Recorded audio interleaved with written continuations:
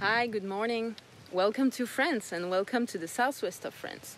So my name is Cyrielle. I'm owning a travel agency specializing in tailor-made trips and experiences in the southwest of France, so around the cities of Bordeaux, Cognac. And as you cannot travel this fall with us, I've decided to take you on a little virtual tour to show you the most emblematic places. You may know Bordeaux for its wine, and as you see, I'm starting in the vines. First stop is Saint-Émilion. So Saint-Émilion is just 40 kilometers from the city of Bordeaux. So we are in the heart of the appellation, and the Château de Ferrand, which is a Grand Cru classé, is welcoming us for a little tour. Then I will show you two more emblematic places of our region, the seaside and the famous village, Oyster village in the Arcachon Bay. And finally, just 2 hours from us is another emblematic product. It's the home of another emblematic product, the Cognac. Hi, so as I just said, here we are in Château de Ferrand, which is a Grand Cru classé winery of Saint-Émilion, but also a beautiful traditional castle. That's why we decided to bring you today. So this castle is actually from 1702 and has been owned by two families since then. And today it belongs to an industrialist, which is the Baron Bic, that you may know for the pen. And he owns the Château de Ferrand since 1972. So something quite unique about Château de Ferrand is its location. We are like 5 kilometers right now from Saint-Émilion, but it still belongs to the Saint-Émilion appellation. And we are on top of a hill. We are like 100 meters approximately above sea level. And the chateau is surrounded by 42 hectares of vines and 12 hectares of meadows, parks, which create a little microclimate and shelter the vines. If I show you here on the left, you get here on the right, you get to see the village of Ferrand, which actually Château de Ferrand has its own little village, traditional looking from the regions. Here you get to see the vines. So I cannot bring you closer to show you grapes because we are now end of October, early November, and the grapes have been already harvested. The harvest usually happen in September. October. This year they were a bit early, so that's why you see now the beautiful color in the vines, beautiful orange, and the vine is starting to sleep now for the season.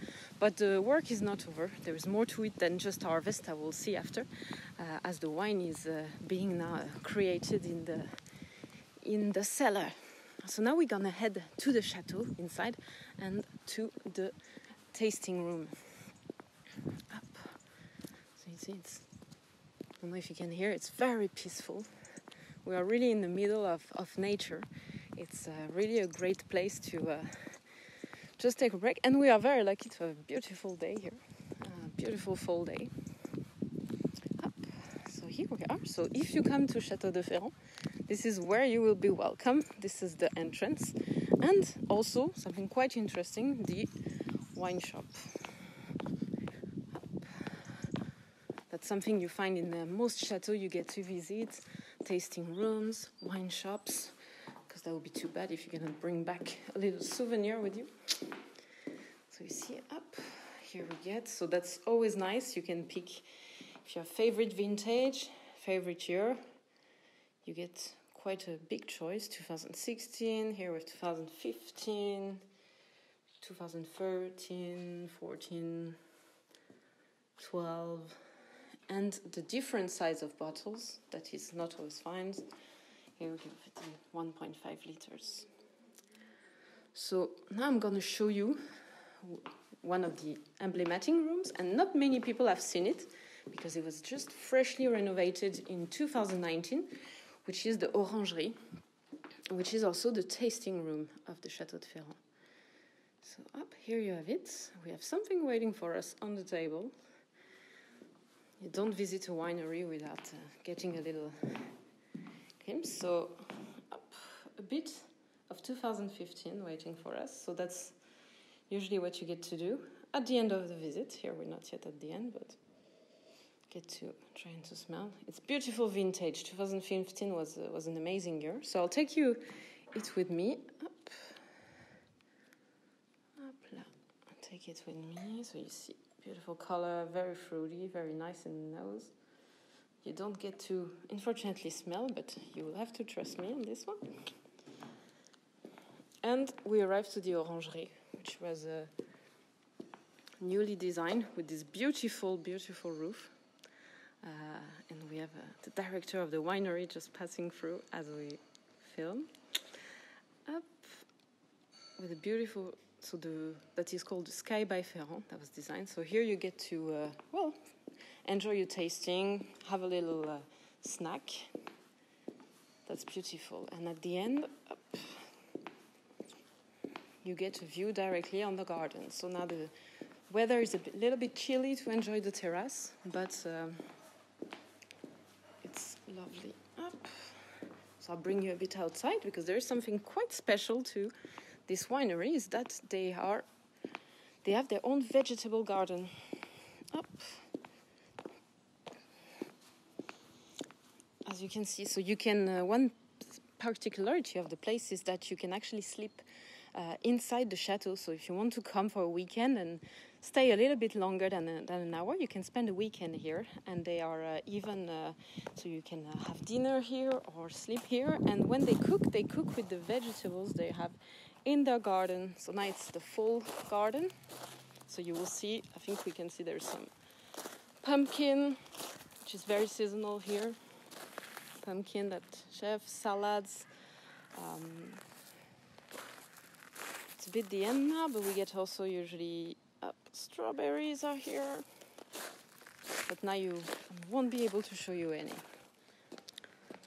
So now we are leaving the vines to go in another interesting part, an emblematic part of the chateau, which is the cellar. So first is in quite an interesting room. So if you're in Bordeaux, I really recommend you do a blending workshop, because as you know, in Bordeaux, our characteristic is that our wine are mix of varietals. For instance, here in Château de Ferrand, we have Merlot and Cabernet Franc. And that's a great way to learn about wine, actually, to try to make yourself your own blending according to your taste and what you like. Here on the right, up, we see the concrete tank. So that's where the fermentation is happening. So that's happening right at this moment, because the harvest just happened a few weeks ago. Up. And on the other side, up, we have another interesting place is the wine storage. That's where all the boxes, wood boxes, are waiting to be shipped. So you can try Château de Ferrand actually all over the world. And now we go deep into the cellar, and we're going to meet the technical manager who will be waiting for us. So that's I let you enjoy the view here. So we have François waiting for us down there. In probably the most emblematic place in a chateau.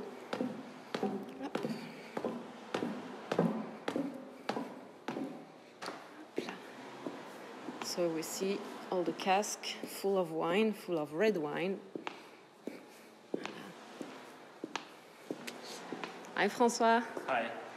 Everything good today? Very good today. Yeah. So can you tell us a little bit about what you're doing at this moment? Because as we just said, the harvests are just done. So what is happening here in the wine cellar? Because your new wine is not yet inside. This vintage is 2019, and every month we're coming here for a topping of the wine. For each barrel, we open the barrel, and we make the full of the barrel.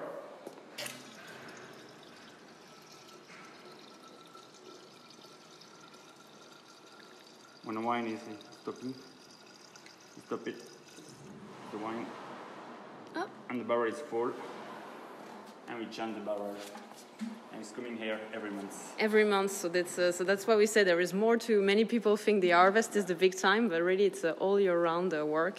And as we say, so the 2019 is in barrel for another how many months now? Will it stay? 19 should be in December. December, okay, yeah, ready. 12 months. Yeah, and then you will put the 2020 inside to be ready for in another 1 year and a half. 2 more years. Yeah, 2 more years, exactly. So you will have to wait a little bit to try the 2020 vintage. Exactly. And then you see here, when you travel, it's always interesting. Each cask has made by different... Here we work with 7 different companies. Yeah, exactly. So I'll show you up. We have another one. Yeah. So here you have another one. Yeah, great. Nice. So thank you for this, and thank you for the little to show us a little insight into the work happening here in the cellar during November actually, and all year round. Yeah, great. Thank you. Thank you. So right next to the wine cellar is another interesting room. It's the wine storage. So inside here, inside those beautiful wooden boxes that you find traditionally, we have about approximately 400 to 500,000 bottles here waiting to be shipped all across the world. So maybe you can actually find one to enjoy. If you cannot visit now, you can at least enjoy the wine. That's what you can do up with those beautiful wooden boxes. Here we have a 2011.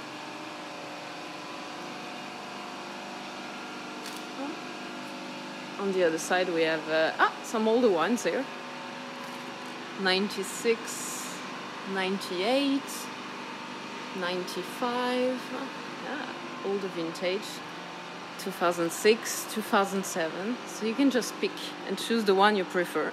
So here I will give you a little close up on the vines that we didn't get to see from close before. Behind you see the park that also belongs to the chateau, so really it's a really huge estate. Up and we go directly into the vines. So you cannot see really, but it's quite difficult. You see after the harvest, the floor is worked, so it's not so evident to walk in at this moment. Up. So you see now the beautiful colors. So I'm in the middle of a sea of vines. Beautiful.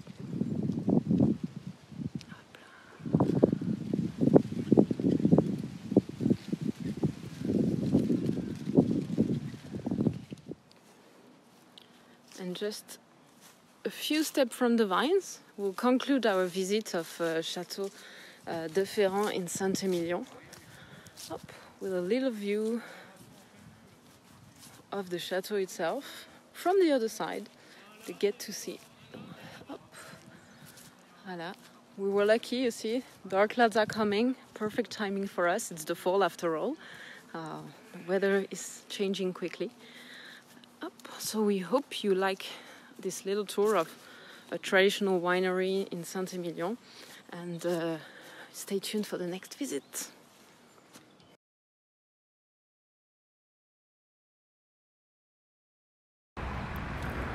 So here we are again in the vines, in the middle, but we are not in Bordeaux today. We are just a little bit north of Bordeaux, in Charente, and we are in a region very famous for another product in the region, which is Cognac, and which is also based on grapes. It's made actually from white grapes called Uni-Blanc, which are produced in very similar way to wine. And we'll go see now a Cognac a family that is producing Cognac for 6 generations. And what is interesting is that we can see all the different steps. So you have their vines here, and here their property, where they are making everything from the wines to the distillations of the cognac, to the aging in barrel. So once the grapes are harvested, which happened not so long ago, they are then crushed in another room, and they stay in those big steel tank where they are fermenting for a couple of days, and that's a necessary step. So now it's over, it's been done a couple of weeks ago, but they have a lot of tanks where the wine is fermenting, and that's the necessary step. So actually when you create cognac, first of all you have wine, and once this wine is ready, it's the distillation. So the distillation in cognac happens in this very beautiful and strangely shaped pot stills where the wine is put to warm up. So the alcohol evaporates and then cool down. So here you have two pot stills that are called also alambic charentais. And so you put the white wine inside. It warms up, go through this beautiful place that we call swan neck a first time, and then once it splits the water and the alcohol, and then it cools down to then get something that is called brouillis. And as you see, it's transparent, and it's the first time. And this will actually be distilled a second time before it goes to aging. So here you see we actually have a little sample of what it looks like, and for those who drink cognac, you may find it strange that it's actually white and transparent, and that's because the color of the cognac is not coming from the grapes but coming from the barrel, because every cognac will be aged in barrel, and that's where the color is coming from. So here you see an illustration. As I said, you will have the brouillis a first time, a second distillation, and you will get your cognac that then will go age in a barrel. So just to show you on the map, Bordeaux is a little bit south. We are about here on the map, and here we are. This is the region where cognac is produced. So it's a very large region. In its heart, the city of Cognac. So it's actually the name of a city. For those who don't know, today we are close to Arcachon here, in a territory that we call Petite Champagne. This is something you may hear a lot in cognac, is they talk about champagne, but it has nothing to do with the sparkling drinks. It's just that in the best actually cru in Champagne are called Grand Champagne and Petite Champagne. That's where the best soils for the grapes, and they are called Champagne. So it's quite an interesting things, but nothing related with Champagne, which is as you see here, Cognac, Bordeaux, very close, and Champagne is here, so nothing in common. But that's the name of the soil, and that is characteristic, and that makes the grapes that are the quality of the grapes that will then produce cognac that will be capable of aging for different years, and sometimes for many years. So once you have that and this liquid that has no color, it will be time for the cognac to go age in the barrel, and that's the next step I will show you. So once the distillation is done, we enter in another important part in the next step of cognac making, which is actually the cellar. And you will have the alcohol is going straight into barrels, so that's a common point as well with wine. And you will have all the spirits aging for quite sometimes in those barrels. As you saw before, the liquid we had was transparent, and that's actually here that the color you see in the cognac, usually this darkness is found. So each of those barrels has a specific eau de vie, as we call it, and it will be then blended by the master blender to then age a little bit to go together in those big barrels. So you have a few here, and that's where you see the creation here. We see here, for instance, this is for a VSOP for 2020. So the different qualities of cognac that you found, VS, VSOP, XO, they all age here. You have different, usually cognac house, the cognac can age for a very long time. So the cognac house and cognac production usually have another cellar that is also found called Paradise, where they have their very ancient eau de vie, because you may have cognac which contains eau de vie which can be more than 100 years old. So that's always impressive. So you see, it keeps on here. And here, to show you, this is what you have at the end. the product. So this is before, there's a little filtration happening. This is before, and this is after the filtration. So you recognize here what you will actually find in your glass, the cognac, the color. And the color is taken, as I said, from the wood. And more than the color, it also takes aroma. You have some flower aroma that is taken from the wine that was produced, but aromas such as vanilla, such as apricots, dried apricots, it's actually coming from the agings on those barrels. So this cognac house is actually has belonged to the same family for more than 6 generations. They are all presented on the wall with its current owner, Laurent, here, who is actually heading the place at the moment. And behind us, we have a very old pot still, which is still used and has been renovated recently, but dates from actually the 2nd generation of the family, and is still in use. So it's quite a beautiful piece of items. And finally, up here, you can see the range of products that is produced here on the site with the gin. That is quite something original here in the region, gin based on grapes, but also a Pinot de Charente, which is another typical product from the region, which is a mix of cognac together with grape must, produced also at this moment of the year. And then the different year quality of cognac. You have the VSOP with different beautiful. The XO, which is usually a little bit older. Voilà. Up.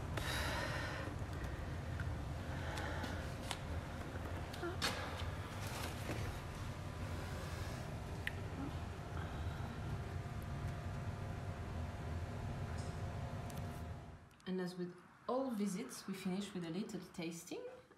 Here we have VSOP. It's a cognac that has been aged. This one almost 10 years, it's quite an old one for a VSOP. And after we have the XO, so extra old silver, and this one has been aged for about 20 years, so it's already 20 years old. And you can see already the difference in color, it's quite interesting. You have one yellow and then one a little bit more gold, and it's usually spent more times in barrels, so the color is a bit more concentrated and darker.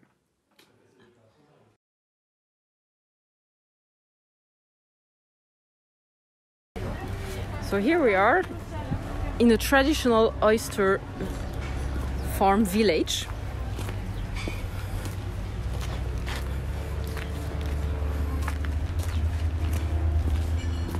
So as I say, you find them all around the Bassin d'Arcachon, and that's people come here to eat straight from the farm. You also have the farmers and the farming going on, so you see them working. It's really, you couldn't be closer to the producer when you come here. And you have the oyster waiting in those little water ponds.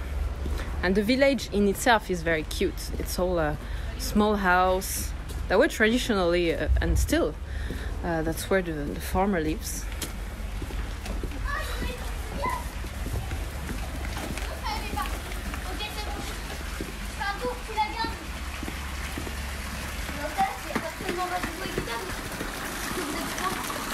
So you can get lost in all those little tiny houses and tiny streets, which lead all the way to the bay.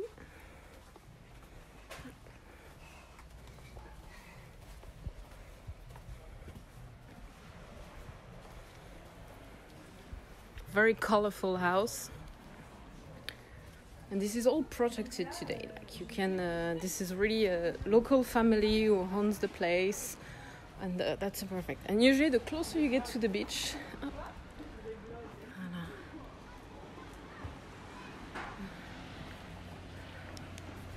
you will end up to see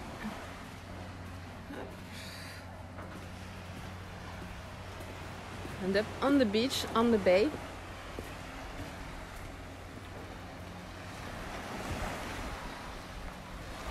Where you have the house which are straight on the water. Voilà. Those kind of very flat boats, which are the traditional boats that are owned by the oyster farmers. And the place where we're gonna go eat some oysters directly in the farm.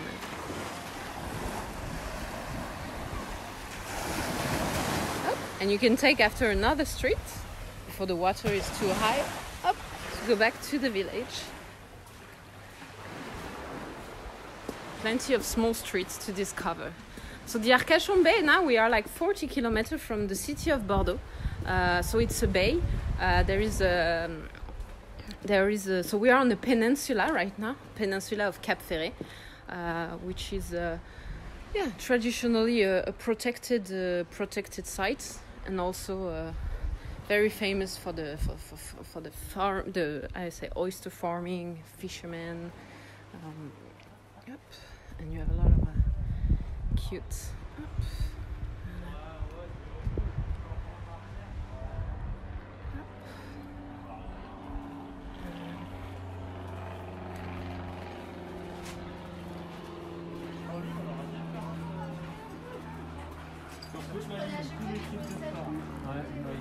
Oui, on ira les louer. Voilà.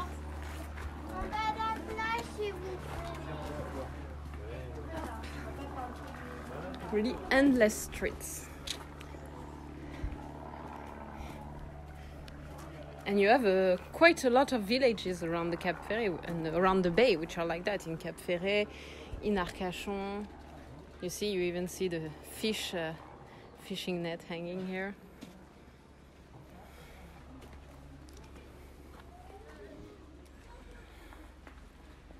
So even in November, we are enjoying some nice day, perfect for enjoying the bay.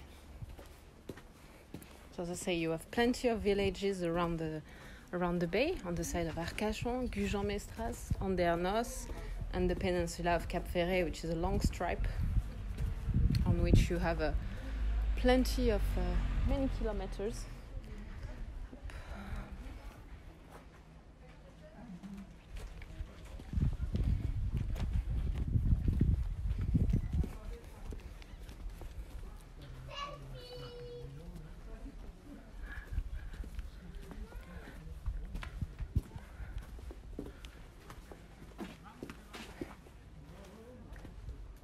So you have something very typical about here is the name of the street. This street is called the Street of the Dog Sleeping, and every time you pass here, you have an actual dog who is sleeping. So it's quite interesting, a funny way of naming the street. So we're not gonna be too loud. Up.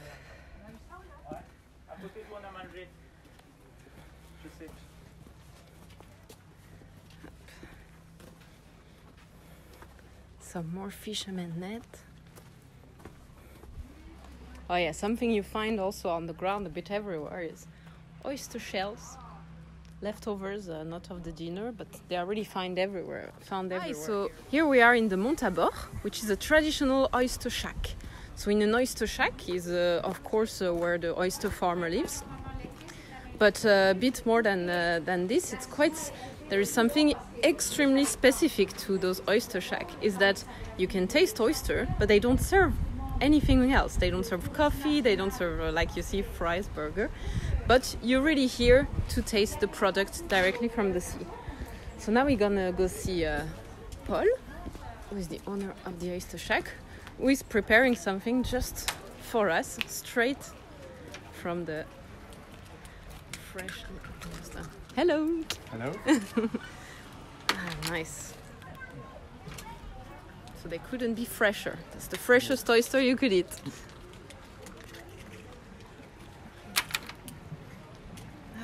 So you see those oysters just come from here. They're waiting here in the meanwhile to be eaten.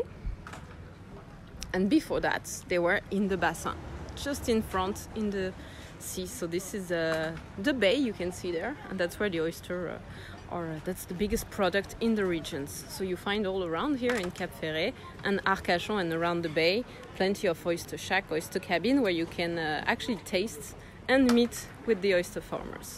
So we're gonna see.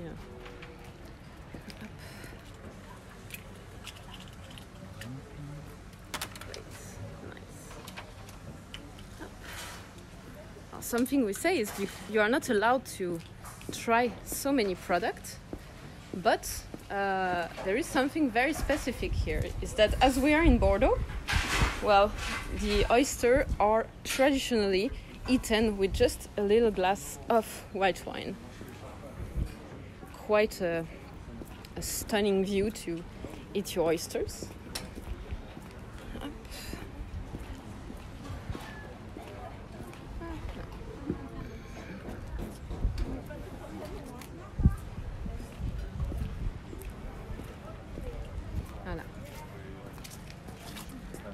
So here we are, freshly oyster that we then gonna, like the tradition, gonna eat just close to the... Just for you. Exactly, just for us.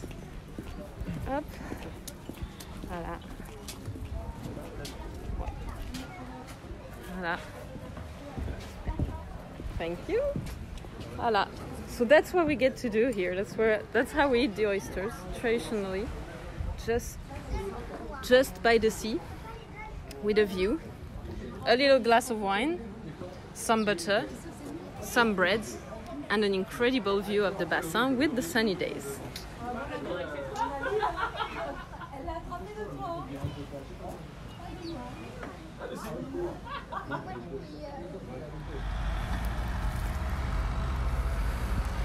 Here you get an incredible view over the bassin d'Arcachon, where you get a few villages. In front of us is the city of Arcachon, where the name of the Arcachon Bay is from. And on the horizon there, you cannot see it, but you have the Dune du Pilat, which is the highest sand dune of Europe, 100 meters high, 3 kilometers long, and 600 meters wide. Quite an impressive, and you can climb it. So when you come, it will be it's something definitely not to miss. And as we cannot eat, but there is one other famous specialty in Arcachon that we haven't tried yet, and that's the Dune Blanche. So here is a few. So in Dune Blanche, it's actually a pastry, and it's a little it's a choux and filled up with cream. So it's very famous here, and it takes the name from the Dune du Pilat, because dune means dune and blanche is white, so it's a white dune from the sugar. And inside you have a nice a little cream, vanilla custard.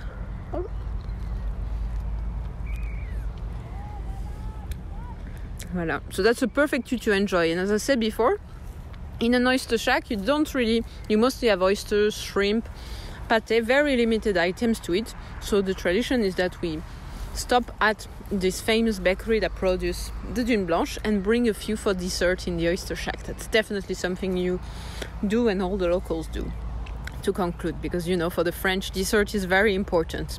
So I hope you enjoyed this day in Cap Ferret. I leave you with the view of the bassin at sunset almost to finish.